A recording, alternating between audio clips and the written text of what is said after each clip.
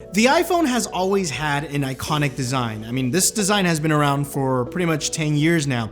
In fact, if you show a picture to someone of an iPhone, they pretty much know it's an iPhone. A lot of manufacturers have taken inspiration by this design by implementing some design cues on their phone.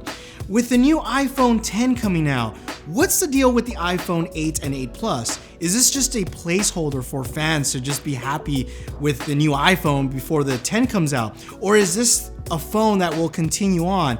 Is it going to be side by side with the iPhone 10? Or is the iPhone 10 going to be a one-off? Is it just going to be like the 10-year anniversary one?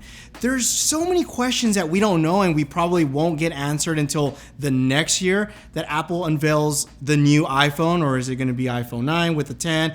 Who knows? The thing is, let's try and pretend the iPhone 10 does not exist. Let's just kind of pretend that it's not coming out in the next month or so, and let's just focus on this, the iPhone 8 and 8 Plus. Is this phone worth buying? Is it worth upgrading from the iPhone 7 or 7 Plus? So let's go ahead and find out. First and foremost, I don't want to make this a review because I've already reviewed the iPhone 7 and 7 Plus, and everything I've said about that phone pretty much mirrors this phone. Instead, I want to focus on the new things that are available on this phone.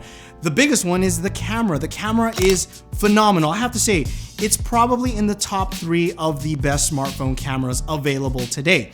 And the camera to me is an important piece because I shoot a lot of pictures, I shoot a lot of videos. So if you're really focused on photography or video, you're gonna really love this camera. Now, if you would have asked me 4 years ago that we were able to get 240 frames per second slow motion on a smartphone, I wouldn't believe you. That's the thing. This camera is so capable of shooting great pictures, great video, but also slow-mo video that if you were to try and find a video camera that is capable of doing the same thing, it would cost you a lot of money. The only camera right now that's sort of inexpensive and just was released about a week or two is the new GoPro 6. That comes in at $500. So if we just look at the face value of just the camera system alone on the iPhone, that alone is worth buying the new iPhone 8 and 8 Plus. Now, in terms of design, this looks almost identical to the iPhone 7 and 7 Plus. In fact, if you put them side by side, it's almost hard to tell them apart, say for the glass back on the new iPhone 8 and 8 Plus,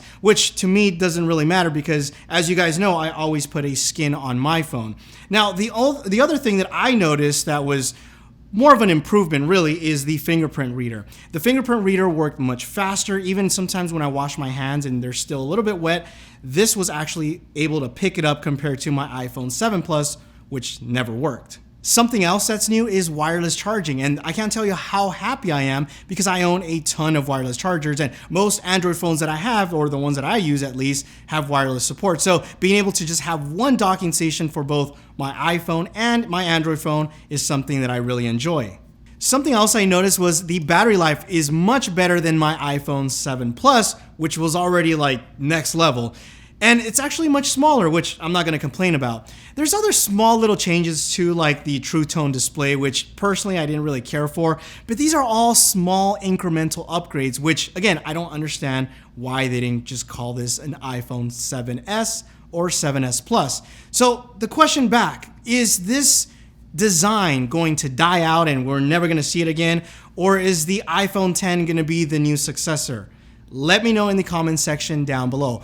Also, if you guys are interested in picking up a skin like the one you see here, if you haven't already, I will leave a link down below in the description. If you guys want to follow me on Snapchat and Instagram at MondoBytes, you guys get to see behind the scenes how I set up the studio and stuff like that. So if you're interested in that, make sure to follow me. Thanks again for watching, and you will catch me in the next one.